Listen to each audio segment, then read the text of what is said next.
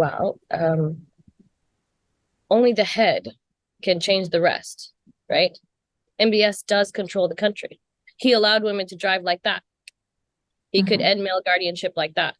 If he really believes in reform, he would start with civil change. He would start with ending male guardianship. He would start with allowing Hmm. the women to share in the workforce. We love our country. We want to see it thrive. We want to be there. We want to help, but we're we're weighed down, and we're minors in perpetuity. It, Yeah. it's it's hard to have to ask a man every time you want to go do anything. Hmm. It's rough. Even him allowing women to drive, like if we're honest about it and we take a step back, we realize, sure, she can drive, but she needs a man's permission to get a driver's license, to get a car, to even leave the house, so she's still being completely restricted. So he's Exactly. kind of playing a game for the West to be like, oh wow, women can drive now. Like whoop-de-doo, right? But It's it's a all washing. farce. It's all washing. I Yeah. remember when women's driving came about, and I went to a party, and this man comes up to me and he says, "Aren't you excited? Women can drive in Saudi Arabia." And I said, "No, I'm not really excited." He's like, "Why? You guys have been waiting for this." I'm like, everybody used to say, "Oh, women can't drive in Saudi Arabia. They're so oppressed." I'm like, that's the smallest thing on our radar. The smallest thing. We would rather have Hmm. custody of our Exactly. children, equal rights. We would rather have ownership of our own bodies than drive. There's so many forms of transportation. I can drive her. I never thought about driving when I was young. People would say, "Don't you want to drive?" I'm like, "Wow, someone will take me where I need to go."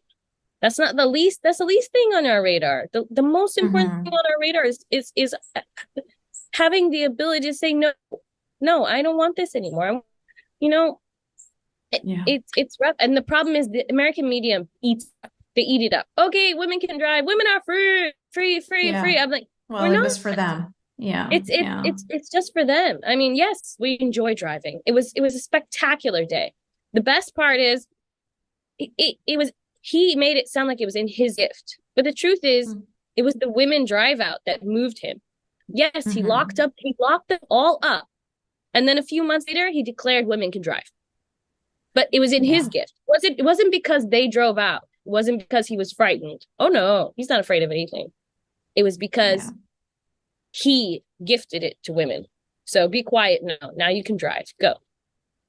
All these years not allowing women to drive. And it turns out there wasn't actually a law banning women from driving. I mean, if you read the code, it's not a law against driving. It doesn't mention a gender. It's just kind of funny. And like Manal Al Sharif, she was arrested and taken in the middle of the night, and she was charged with driving while female. Yeah. I thought they get charged as terrorists or something Well, too. now they do. Yeah. Back then, not so much. But after 9/11, MBS thought, well, everybody's scared of terrorists. We're trying to stop Mm. terrorism. So anybody who like is against the crown or speaks up against MBS or speaks up against the regime, oh, it's a terrorist. So the Western media goes, ooh, terrorists, don't want to touch it, don't want to touch it. But the Mm. terrorism Hmm. court is accusing people of things like civil disobedience. Lujain al Hathur, for example, is accused of being a terrorist because she conspired with foreign countries when really she just went to the UN and used her voice to talk about male guardianship. And she was Hmm. accused of conspiring